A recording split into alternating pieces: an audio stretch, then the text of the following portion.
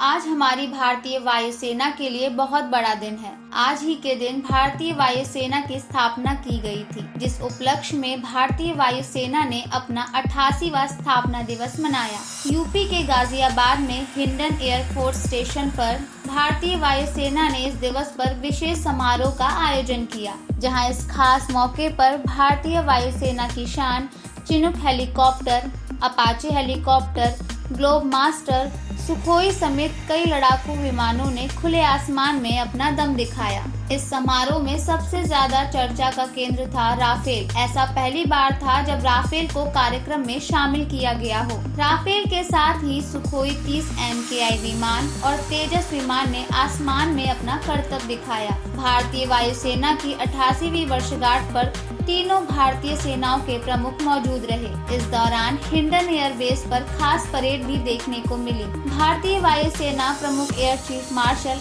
RKS Bhadauria ने यहां सबसे पहले गार्ड ऑफ ऑनर का अभिवादन किया, जिसके बाद ग्रुप कैप्टन सागर की अगुवाई में परेड को शुरू किया गया।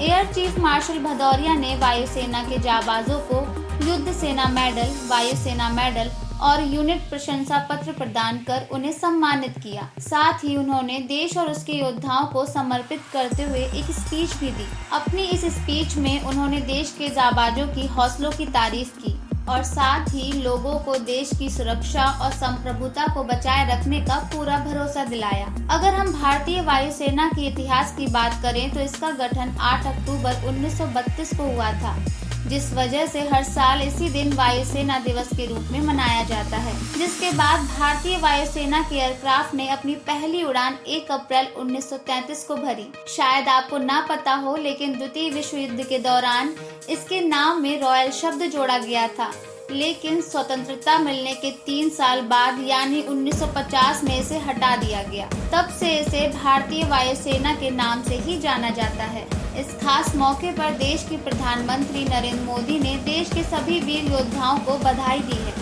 साथ ही उनकी प्रशंसा करते हुए कहा कि आप न सिर्फ देश के आसमान को सुरक्षित रखते हैं, बल्कि आपदा के समय मानवता की सेवा करने में भी अग्रणी भूमिका निभाते हैं। वहीं रक्षा मंत्री राजनाथ सिंह ने भी ट्विटर के जरिए वायुसेना दिवस की शुभकामनाएं दी हैं। उन्होंने बधाई देते हुए लिखा कि हम आधुनिकीकरण और स्वदेशीकरण के जरिए भारतीय वायुसेना की युद्ध क्षमता को बढ़ाने के लिए प्रतिबद्ध हैं। मुझे विश्वास है कि चाहे कुछ भी हो, भारतीय वायुसेना राष्ट्र के सम्मान की हमेशा रक्षा करेगी।